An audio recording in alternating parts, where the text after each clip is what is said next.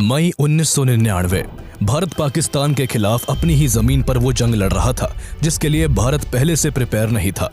War के middle तक भारत को कई कैजुअलिटीज का सामना करना पड़ा। सैकड़ों भारतीय सैनिक 5000 से भी ज्यादा पाकिस्तानी सैनिकों के साथ लड़ते हुए शहीद हो गए, तो भारत के कई फाइटर जेट्स पाकिस्तान की स्टिंगर मिसाइल्स के निशाने पर आने से ढेर हो गए। कारगिल की हजारों फीट ऊंची पहाड़ियों पर अपना कब्जा जमाकर बैठी पाकिस्तानी आर्मी लगातार भारतीय सेना के एम्यूनेशन डंप और भारतीय सैनिकों को नुकसान पहुंचा रही थी। ऐसे वक्त में भारत को जरूरत थी ऐसे मॉडर्न वेपन्स और एडवांस टेक्नोलॉजी की जिनकी मदद से पहाड़ियों में बैठे पाकिस्तानियों की पोजीशन को आइडेंटिफाई कर उन्हें मारा जा सके। लेकिन परेशानी की बात यह थी कि कारगिल जैसी सिचुएशन के लिए भारत के पास ऐसे आधुनिक हथियार नहीं थे। साथ ही परमाणु परीक्षण की वजह से भारत पर लगी हुई पाबंदियों के कारण विदेशी देशों से भी इन हथियारों का मिलना बेहद मुश्किल हो गया था। परमाणु परीक्षण के बाद अमेरिका और यूरोप की पूरी कोशिश थी कि भारत को कोई भी आधुनिक हथियार ना मिले। कारगिल वॉर में भारत को आधुनिक हथियारों की सख्त जरूरत थी। ऐसे मुश्किल वक्त में दुनिया की परवाह किए बिना इजराइल भारत की मदद के लिए सामने आता है। इजराइल के साथ आते ही जंग का सारा रुख ही बदल गया। कुछ ही दिनों में भारत ने अच्छी खासी बढ़त बनाते हुए पाकिस्तानी बंकर्स को ढेर करना शुरू कर दिया। बंकरों में छिपकर बैठे पाकिस्तानी घुसपैठिए अपनी जान की भीख मांगने लगे। अचानक से युद्ध इस मोड़ पर पहुंच चुका था कि युद्ध को रुकवाने के लिए पाकिस्तान के प्रधानमंत्री नवाज शरीफ अमेरिका की शरण में पहुंच गए थे। भारत के आगे पाकिस्तान ने घुटने टेक दिए थे। अंत में पाकिस्तानी आर्मी को कारगिल से खदेड़कर भारतीय वीरों ने कारगिल वॉर की जीत भारत माता के नाम तो लिख दी, लेकिन सवाल यह आता है कि अमेरिका की दोस्ती को भी ताक पर रखकर इजराइल भारत की मदद के लिए तैयार क्यों हुआ था। ये सब जानने से पहले आपको कारगिल वॉर समझना जरूरी है। 1971 के इंडो पाक वॉर में भारत से करारी हार मिलने के बाद पाकिस्तान बुरी तरह बौखलाया हुआ था। पाकिस्तान हर कीमत पर अपनी इस हार के लिए भारत से बदला लेना चाहता था, लेकिन तभी कुछ साल बाद 1984 में एक बार फिर पाकिस्तान को भारत के सामने सियाचिन वॉर में मुंह की खानी पड़ी। लगातार हार की आग में जलते पाकिस्तानी फौजी परवेज मुशर्रफ को एक और हार बर्दाश्त कर पाना मुश्किल हो रहा था। अब मुशर्रफ भारत से बदला लेने के लिए बेचैन था और उसने ठान लिया था कि जिस दिन उसके हाथ में पाकिस्तान की पावर आई उस दिन सबसे पहला वार वो भारत पर करेगा। तभी 1998 में परवेज मुशर्रफ के किस्मत के तारे चमके और इन्हें पाकिस्तानी आर्मी का चीफ बना दिया गया। आर्मी चीफ बनते ही मुशर्रफ को भारत पर घाव करने का रास्ता साफ साफ नजर आने लगा। इसलिए अपने मंसूबों को पूरा करने के लिए मुशर्रफ ने भारत के खिलाफ ऑपरेशन बद्र को लॉन्च कर दिया। इस ऑपरेशन के तहत पाकिस्तानी आर्मी LOC को क्रॉस कर भारत की सीमा के अंदर दाखिल हो गई और कारगिल के पहाड़ी क्षेत्रों में घुसपैठ करना शुरू कर दिया। इस घुसपैठ के पीछे पाकिस्तान का मकसद कारगिल वैली से गुजरने वाले नेशनल हाईवे 1A पर कंट्रोल स्टैब्लिश कर कश्मीर और लद्दाख के बीच के कनेक्शन को कट ऑफ करना था। दरअसल NH1A जो अब NH1 का हिस्सा है, श्रीनगर और लद्दाख को तो जोड़ता ही है, साथ ही ये सियाचिन के लिए एक स्ट्रेटेजिक रूट भी है। पाकिस्तान का प्लान NH1A पर कब्जा कर भारत से लद्दाख को पार्शियली और सियाचिन को कंप्लीटली कट ऑफ करने का था। अल्टीमेटली ऐसा करके पाकिस्तान भारत से कश्मीर को हड़पना चाहता था, लेकिन इनका ये प्लान ताशी नामग्याल की वजह से बर्बाद हो गया। पाकिस्तानी सेना के घुसपैठ पर सबसे पहले कारगिल के बटालिक टाउन के एक लोकल शेपर्ड ताशी नामग्याल की नजर पड़ी। वो अपनी खोई हुई याक को तलाश रहे थे कि तभी उन्होंने पठानी ड्रेस पहने कुछ लोगों को भारत के इलाके में बंकर बनाते हुए देखा, जिनके पास बंदूक और ग्रेनेड्स जैसे तमाम हथियार भी थे। ताशी को उनके ऊपर शक हुआ, इसलिए उन्होंने फौरन इंडियन आर्मी के नियरेस्ट पोस्ट को सारी जानकारी दे दी। इस तरह पहली बार 3 मई 1999 को इंडियन आर्मी को कारगिल में इन्फिल्ट्रेशन के बारे में पता चला। शुरुआत में इस इन्फिल्ट्रेशन को लेकर पाकिस्तान पर शक जताया गया, लेकिन 2 दिन बाद 5 मई को जब घुसपैठियों ने 5 भारतीय सैनिकों को बेरहमी से मार डाला और 9 मई को भारत के कई एम्यूनेशन डंप्स को तबाह कर दिया, तो इस बात में फिर कोई डाउट नहीं रहा कि इस इन्फिल्ट्रेशन के पीछे पाकिस्तान ही है। पाकिस्तान के सैनिक कारगिल रीजन के तोलोलिंग और टाइगर हिल जैसे कई की पॉइंट्स पर कब्जा कर भारत के अंदर कई किलोमीटर तक दाखिल हो चुके थे। हालांकि इस दौरान पाकिस्तान के प्राइम मिनिस्टर नवाज शरीफ शरीफ एलओसी क्रॉसिंग और घुसपैठ की घटनाओं को नकारते रहे। लेकिन भारत अब जान चुका था कि पाकिस्तानी सेना तोलोलिंग और टाइगर हिल के साथ साथ Mushkoh valley, Kaksar village, Batalik range और छोरबत वैली जैसी लोकेशंस को अपने कंट्रोल में लेकर इन्फिल्ट्रेशन को एक्सपैंड करती जा रही है। इसलिए पाकिस्तानी घुसपैठियों को खदेड़ने के लिए इंडियन आर्मी 10 मई 1999 को ऑपरेशन विजय को लॉन्च करती है। ऑपरेशन विजय को लॉन्च करते ही हजारों सैनिकों को कश्मीर के अलग अलग हिस्सों से कारगिल की तरफ मोबिलाइज किया जाता है। इन सभी सैनिकों को कारगिल में 10 से 16 हजार फीट तक की ऊंची पहाड़ियों पर चढ़कर दुश्मन का सामना करना था। लेकिन परेशानी ये थी कि इतनी ऊंचाई पर पाकिस्तानी घुसपैठियों के बंकर्स होने के कारण वो इंडियन सोल्जर्स को इजीली लोकेट कर ओपन फायर कर सकते थे, जिस कारण दिन के वक्त चढ़ाई करना जान को जोखिम में डालने जैसा था। इसलिए दुश्मन की नजरों से बचकर पहाड़ियों पर चढ़ने के लिए रात का समय चुना गया। हालांकि रात में पहाड़ियों पर चढ़ना और भी मुश्किल काम था। रात के समय इन पहाड़ियों पर हड्डी जमा देने वाली ठंड पड़ती थी और ऑक्सीजन लेवल भी बेहद कम होता था, जिस कारण इतनी ऊंचाई पर सांस लेना भी काफी मुश्किल हो जाता था। लेकिन इतने टफ चैलेंजेस के बावजूद भारतीय सैनिक अंधेरी रात की कपकपाती ठंड में कारगिल की पेचीदा पहाड़ियों पर कई चुनौतियों का सामना करते हुए अपने मिशन को आगे बढ़ाते हैं। सैनिकों के जोश और जुनून का ही परिणाम था कि ऑपरेशन विजय के शुरू होने के कुछ दिन बाद ही इंडियन आर्मी 16 मई को द्रास मुश्को सेक्टर, 18 मई को पॉइंट 4295 एंड 4460 और 24 मई को मुश्को सब सेक्टर को वापस से अपने कंट्रोल में ले लेती है। लेकिन अभी यह सफलता के केवल कुछ अंश ही थे। पूरी सफलता पाने में आर्मी को भारी मुश्किलों से गुजरना पड़ रहा था। पाकिस्तानी घुसपैठियों के पास ऊंचाई थी, जिस वजह से वो भारतीय सैनिकों को सीधा टारगेट कर रहे थे, जिससे लगातार कैजुअलिटीज हो रही थी। ऐसी सिचुएशन में कारगिल की हजारों फीट ऊंची पहाड़ियों पर छिप कर बैठे घुसपैठियों से लड़ने और इस जंग को जीतने के लिए आर्मी को एयरफोर्स की जरूरत थी। हालांकि कारगिल वॉर के स्टेज तक एयरफोर्स का इस्तेमाल केवल लॉजिस्टिक्स और रेकी के लिए ही हो रहा था, लेकिन अब एयरफोर्स का फुल्ली इन्वॉल्व होना बहुत जरूरी हो गया था, जिस कारण 26 मई 1999 को एयरफोर्स इस जंग का हिस्सा बन ऑपरेशन सफेद सागर लॉन्च कर देती है। ऑपरेशन सफेद सागर के जरिए एयरफोर्स ने न सिर्फ आर्मी को कवर दिया, बल्कि उन सभी जरूरी सामानों को भी एयर ड्रॉप किया जिन्हें सोल्जर्स खुद पीक तक कैरी नहीं कर सकते थे। एयरफोर्स ने पाकिस्तानी घुसपैठियों को मार भगाने के लिए फाइटर जेट्स के जरिए कई पाकिस्तानी बंकरों को निशाना बनाना शुरू कर दिया। हालांकि एयरफोर्स के लिए कारगिल की ऊंची पहाड़ियों में एयर ऑपरेशन करना काफी मुश्किलों भरा काम होने वाला था।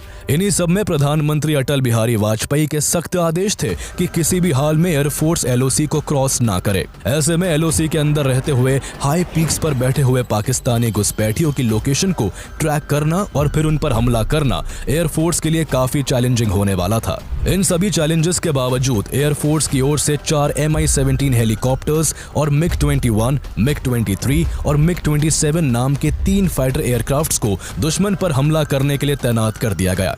एक और जहां MI-17 हेलीकॉप्टर से रॉकेट दागे जा रहे थे, तो वही 3 फाइटर जेट्स का स्क्वाड्रन भी दुश्मन पर बुरी तरह कहर बरसा रहा था, जिस कारण पाकिस्तानियों के कई ठिकाने चकनाचूर हो गए और कई पाकिस्तानी सैनिक मारे गए। सब कुछ प्लान के मुताबिक चल रहा था कि अचानक से 80 मिलीमीटर के रॉकेट्स को दागते हुए MiG-27 फाइटर जेट के इंजन में गड़बड़ी आ गई, जिसके चलते एयरक्राफ्ट की स्पीड तेजी से कम होने लगी। क्रैश होने के खतरे को भांपते हुए MiG-27 में सवार लेफ्टिनेंट कंभम नचिकेता ने पहले MiG-21 में बैठे स्क्वाड्रन लीडर अजय आहूजा को जानकारी दी और फिर विमान से इजेक्ट कर दिया। नचिकेता के बारे में इंफॉर्मेशन मिलते ही स्क्वाड्रन लीडर अजय आहूजा ने अपना विमान उस दिशा में मोड़ दिया जिस तरफ लेफ्टिनेंट नचिकेता का एयरक्राफ्ट फ्लाई कर रहा था। ऐसा करने से नचिकेता की लोकेशन का पता लगाकर उन्हें बचाया जा सकता था। हालांकि पहाड़ी इलाका होने की वजह से नचिकेता की एग्जैक्ट लोकेशन का पता लगाना आसान नहीं था, लेकिन फिर भी अजय आहूजा ने हार नहीं मानी और नचिकेता को ढूंढते हुए एलओसी के काफी नजदीक पहुंच गए। पर यहां पहुंचकर आहूजा को एहसास हुआ कि उनके विमान के पिछले हिस्से से कोई मिसाइल टकरा गई है। दरअसल ये स्टिंगर मिसाइल थी, जिसे पाकिस्तान की तरफ से अजय आहूजा के MiG-21 को निशाना बनाने के लिए दागा गया था। मिसाइल टकराने के बाद अजय आहूजा अपने जेट से सुरक्षित निकलने में कामयाब हो गए और वो एलओसी के पास भारत की सीमा के अंदर सुरक्षित उतरने में सफल हो गए। लेकिन उनका जेट एलओसी के दूसरे तरफ जा गिरा था। पाकिस्तानी सेना ने स्क्वाड्रन लीडर अजय आहूजा को भारतीय सीमा में घुसकर पहले कैप्चर किया और फिर उन्हें बड़ी बेदर्दी से मार डाला। एक तरफ अजय आहूजा पाकिस्तानी सेना का निशाना बन चुके थे, तो वही लेफ्टिनेंट नचिकेता विमान से इजेक्ट करते समय पाकिस्तान के इलाके में लैंड कर गए थे, जहां पाकिस्तान आर्मी ने उन्हें इमीडिएटली कैप्चर कर लिया था। पाकिस्तान द्वारा स्क्वाड्रन लीडर अजय आहूजा की हत्या करना और लेफ्टिनेंट नचिकेता का कैप्चर होना एयरफोर्स के लिए एक बड़ा झटका था। हालांकि इंटरनेशनल प्रेशर के चलते 3 जून को पाकिस्तान द्वारा नचिकेता को वापस भारत भेज दिया गया, लेकिन इंडियन एयरफोर्स को ऑपरेशन सफेद सागर की शुरुआत के 3 दिनों में ही एक के बाद एक कई नाकामियों का सामना करना पड़ रहा था। 3 दिन के अंदर ही पाकिस्तान आर्मी ने स्टिंगर मिसाइल्स के जरिए भारत के कई फाइटर जेट्स और कई हेलीकॉप्टर्स को मार गिराया था। एक तरफ इंडियन आर्मी कारगिल की ऊंचाई जैसी मुश्किलों से जूझ रही थी, तो वही अब एयरफोर्स को भी काफी प्रॉब्लम्स का सामना करना पड़ रहा था। एयरफोर्स को एक तरफ ऊंचाई पर बैठे पाकिस्तानी घुसपैठियों के निशाने से बचते हुए उन पर हमला करना था, तो वही दूसरी ओर एयरफोर्स के सामने LOC को पार न करने का चैलेंज भी था, क्योंकि ऐसा करने का अंजाम पाकिस्तान की मिसाइल्स के निशाने पर आना था।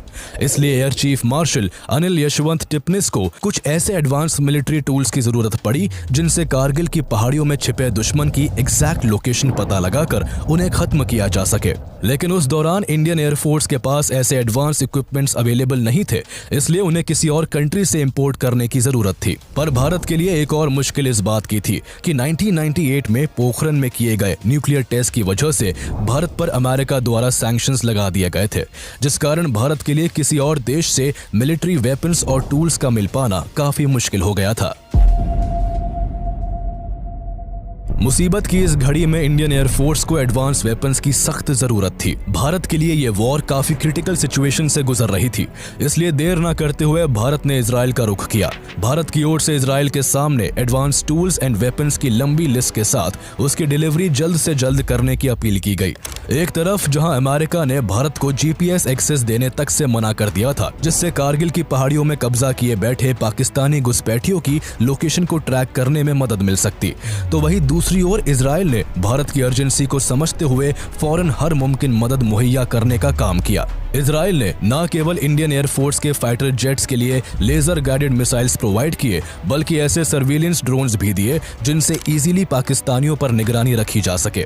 इसके अलावा इजराइल ने पाकिस्तान को लेकर भारत के साथ कई खुफिया जानकारियां भी साझा की, जिससे भारत को इस वॉर में काफी बढ़त मिलने वाली थी। हालांकि इस दौरान भारत की मदद करने की वजह से America and other western countries का इजराइल के ऊपर काफी दबाव था। अमेरिका ने इजराइल पर इंडिया को मिलिट्री इक्विपमेंट का सपोर्ट न देने के लिए काफी प्रेशर डाला, लेकिन इजराइल इस प्रेशर के बावजूद भी भारत की मदद करने पर डटा रहा। इसके बाद अमेरिका की तरफ से वेपन डिलीवरी में डिले करने की कोशिश भी की गई, लेकिन इजराइल ने अमेरिका की दोस्ती को भी ताक पर रखकर भारत को जल्द से जल्द सारी जरूरी चीजें अवेलेबल करवाई। इजराइल ने भारत को वो lightning electro optical targeting pods भी प्रोवाइड किए, जिनको खरीदने की डील भारत ने इजराइल से 1997 में ही कर दी थी।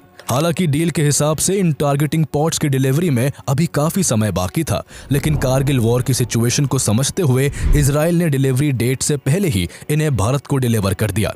इन लाइटनिंग टारगेटिंग पॉड्स की खासियत थी कि इनमें एडवांस प्रिसीजन टारगेटिंग सिस्टम होने के कारण इंफ्रारेड रेडिएशन की हेल्प से बहुत दूर से ही किसी भी टारगेट को आइडेंटिफाई और लोकेट किया जा सकता था। साथ ही इन पॉड्स में एक हाई रेंज कैमरा भी मौजूद था, जिसकी मदद से पायलट किसी भी टारगेट की पिक्चर को हाई रेजोल्यूशन में कैप्चर कर सकता था। इजराइल की तरफ से दिए गए ये टारगेटिंग पॉड्स इंडियन एयरफोर्स के लिए काफी मददगार साबित होने वाले थे, लेकिन प्रॉब्लम अब ये थी कि इन आधुनिक हथियारों में इंडियन एयरफोर्स को उस वक्त इतनी एक्सपर्टीज नहीं थी कि वो टारगेटिंग पॉड्स और बाकी एडवांस टूल्स को इस्तेमाल कर सके। भारत के इस उलझन को भी दूर करने के लिए इजराइल ने मदद का एक और कदम बढ़ाया और अपने टेक्निकल इंजीनियर्स को भारत भेज दिया, जिस कारण एयरफोर्स के पायलट्स और टेक्निकल टीम्स को इन सभी वेपन्स के इस्तेमाल के बारे में काफी कुछ सीखने को मिला, जिसका यूज अब कारगिल वॉर में पाकिस्तानी घुसपैठियों के खिलाफ किया जाना था। इजराइल के इंजीनियर्स की हेल्प से टारगेटिंग पॉड्स को मिराज फाइटर जेट्स में इंस्टॉल किया गया, जिससे पहाड़ियों में छिपे बैठे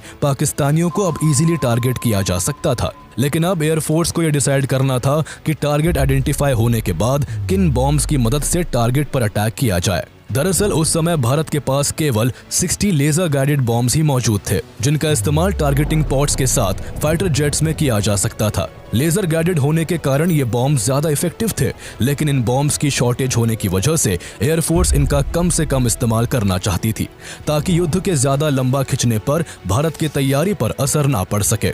हालांकि इन बॉम्ब्स की तादाद को बढ़ाने के लिए भारत ने यूएस से कुछ साल पहले ही पेववे लेजर गाइडेड बॉम्ब्स को खरीदने की डील भी की थी, लेकिन भारत पर सैंक्शंस लगने की वजह से यूएस ने कोई भी सप्लाई करने से साफ इनकार कर दिया था। ऐसी क्रिटिकल सिचुएशन में इंडियन एयरफोर्स ने काफी समझदारी से काम लिया और मिराज फाइटर जेट्स में टारगेटिंग पॉड्स के साथ 1000 पाउंड के डम बॉम्ब्स को इंस्टॉल किया। दरअसल लेजर गाइडेड बॉम्ब्स की कमी को पूरा करने के लिए ये एक तरह से एक्सपेरिमेंट ही था, जिसका पहले कभी भी टेस्ट नहीं किया गया था। इसलिए जुगाड़ या तो किफायती और असरदार साबित हो सकता था या फिर ये एक्सपेरिमेंट पूरी तरह से फेल भी हो सकता था। लेकिन सिचुएशन को ध्यान में रखते हुए एयरफोर्स ने एक बड़ा रिस्क लिया और डम बॉम्ब्स को फाइटर जेट्स में अटैच कर दुश्मन पर हमला करने का प्लान बनाया। मिराज फाइटर जेट्स अब आसमान में थे और दुश्मन को घेर कर मारने के लिए पूरी तरह तैयार थे। इजराइल के टारगेटिंग पॉड्स की मदद से पायलट्स को पाकिस्तानियों की एग्जैक्ट लोकेशन का पता चल रहा था, साथ ही उस जगह की क्लियर इमेज भी पायलट्स के कॉकपिट में मिल रही थी। इस तरह टारगेट क्लियर होने के बाद फाइटर जेट्स इजीली पाकिस्तानियों पर अटैक कर पा रहे थे। एयरफोर्स का यह फॉर्मूला कामयाब हो चुका था। एक एक कर कई पाकिस्तानी बंकर्स तबाह हो रहे थे।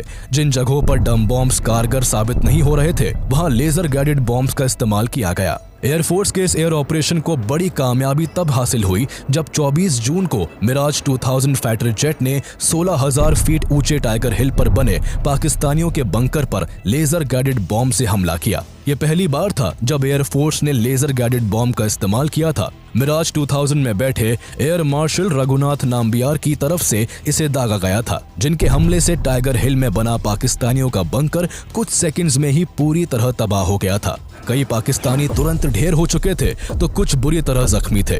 इसके बाद का बचा हुआ काम इंडियन आर्मी ने कर दिया। 4 जुलाई को 192 माउंटेन ब्रिगेड के 18 ग्रेनेडियर्स ने टाइगर हिल की ऊंची पहाड़ियों पर चढ़कर दुश्मनों पर फायरिंग करना शुरू कर दिया।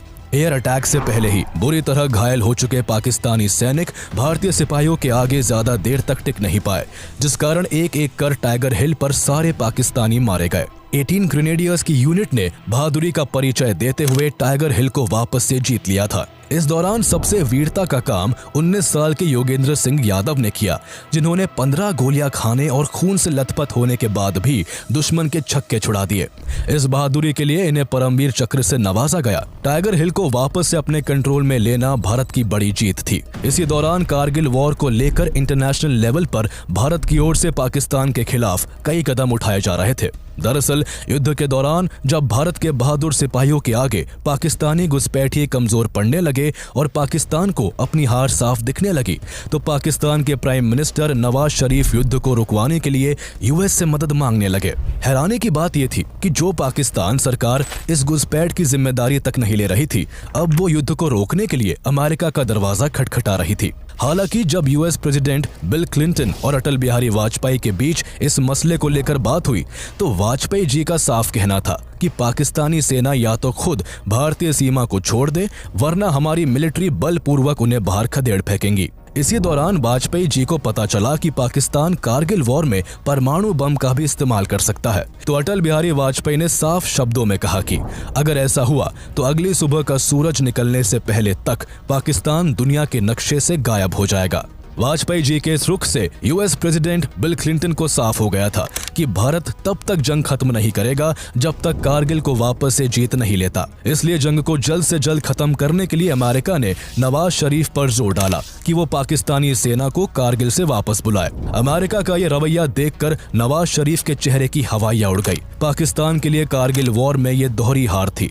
एक तरफ वो ग्राउंड लेवल पर भारत से शिकस्त खा रहा था, तो वही अमेरिका और बाकी देश पाकिस्तान को बेवजह युद्ध शुरू करने के लिए फटकार रहे थे। जहां पाकिस्तान के प्रधानमंत्री इंटरनेशनल प्रेशर में थे, तो वही पाकिस्तानी सैनिकों पर इंडियन आर्मी और एयरफोर्स मौत बरसा रही थी।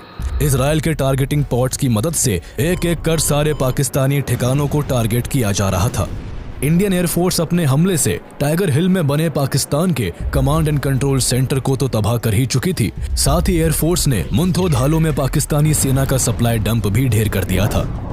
इन हमलों से पाकिस्तान सेना की कमर टूट चुकी थी। ना उनके पास छुपने के लिए बंकर बचे थे, ना ही लड़ने और जिंदा रहने के लिए कोई सप्लाई लाइन। कारगिल पर कब्जा कर भारत से कश्मीर को हड़पने का मंसूबा पाले पाकिस्तानियों के हौसले अब पस्त हो चुके थे। इसलिए हार और दबाव के चलते पाकिस्तानी सेना को कारगिल से पीछे हटना पड़ा। पाकिस्तानी ट्रूप्स LOC को पार कर वापस पाकिस्तान जा सके, इसलिए भारत की तरफ से 12 जुलाई 1999 को एयरफोर्स का ऑपरेशन सफेद सागर रोक दिया गया।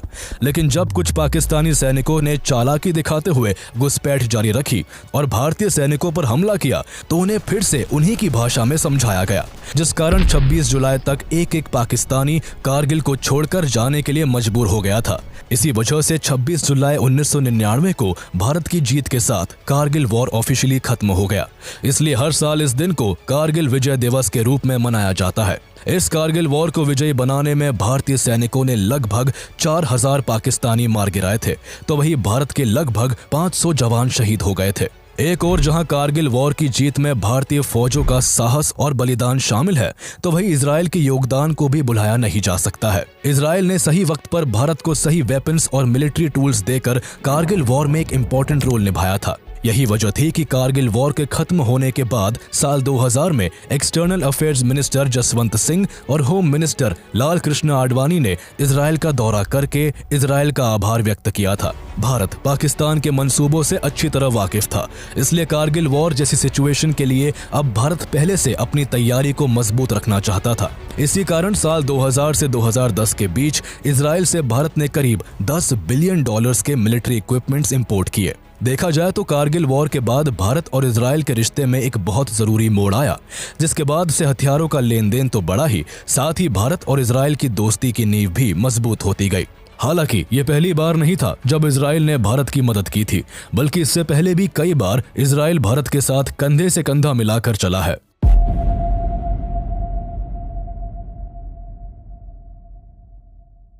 1947 में प्रधानमंत्री जवाहरलाल नेहरू ने पैलेस्टाइन के डिवीजन के लिए इजराइल के खिलाफ वोट दिया था और इजराइल को स्वतंत्र राष्ट्र के तौर पर मान्यता देने से इनकार कर दिया था। जवाहरलाल नेहरू ने इसके लिए जियोपॉलिटिकल कंपल्शंस और नेशनल इंटरेस्ट का हवाला दिया था। हालांकि इजराइल के अस्तित्व में आने के 3 साल बाद ईरान और टर्की के बाद 1950 में भारत ने भी इजराइल को रिकॉग्नाइज कर लिया। भारत ने इजराइल को मान्यता तो दे दी थी, लेकिन उसके साथ कोई भी डिप्लोमेटिक रिलेशन न रखते हुए भारत की विदेशी नीति पैलेस्टाइन के पक्ष में झुकी रही। इस सब के बावजूद इजराइल ने 1962 के इंडो चाइना वॉर में भारत को वेपन्स की सप्लाई की थी।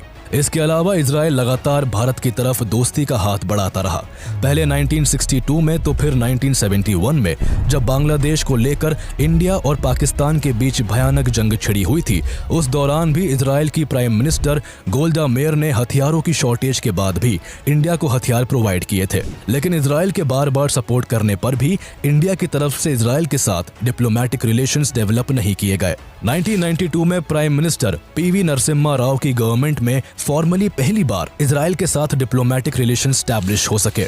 एक और जहां इंडिया में 1953 से ही इजराइल का दूतावास था, तो वहीं भारत ने 1992 में जाकर इजराइल में अपनी एम्बेसी को स्टैब्लिश किया। इसके बाद इजराइल और इंडिया की बॉन्ड हर गुजरते साल के साथ स्ट्रांग होती गई। कारगिल वॉर के बाद इजराइल और इंडिया दोस्त बनकर दुनिया के सामने उभरे। हालांकि सोचने वाली बात है कि भारत की तरफ से लगभग 40 साल तक कोई भी डिप्लोमेटिक रिलेशन न रखने के बावजूद इजराइल क्यों वन साइडेड रिलेशन निभाता रहा। साथ ही पाकिस्तान के खिलाफ 1971 की जंग हो या कारगिल वॉर, इजराइल क्यों भारत की मदद के लिए सबसे पहले आगे आया। इन सब के पीछे की वजहों पर अगर गौर करें तो सबसे मेन रीजन इजराइल के एग्जिस्टेंस से ही पाकिस्तान का इजराइल के खिलाफ रहना है। पाकिस्तान हमेशा इजराइल के खिलाफ बोलता रहा है और यहाँ तक कि 1948 की अरब इजरायली वॉर में पाकिस्तान ने इजराइल के अगेंस्ट पैलेस्टाइन को अग्रेसिवली सपोर्ट किया था। इसके अलावा 1967 के 6 डे वॉर और 1973 के यौम किपुर वॉर के दौरान पाकिस्तान एयरफोर्स ने अपने फाइटर पायलट्स के एक समूह को इजराइल के खिलाफ लड़ने के लिए भेजा, जिससे पैलेस्टाइन की काफी मदद हुई। पाकिस्तान ने इस तरह कई बार इजराइल को दुश्मनी का न्योता दिया है। इसके अलावा पाकिस्तान ने इजराइल को ना तो कभी एक देश के रूप में मान्यता दी और ना ही इजराइल के साथ कभी कोई डिप्लोमेटिक रिलेशन डेवलप किया। इजराइल और पाकिस्तान के बीच के खराब रिश्ते, साथ ही बंटवारे के बाद से पाकिस्तान और भारत के बीच लगातार जंग और तनाव की सिचुएशन इजराइल को भारत के नजदीक लाती रही है। और जैसा कि कहा जाता है, दुश्मन का दुश्मन दोस्त होता है, उसी तरह पाकिस्तान के खिलाफ इजराइल हर बार भारत के साथ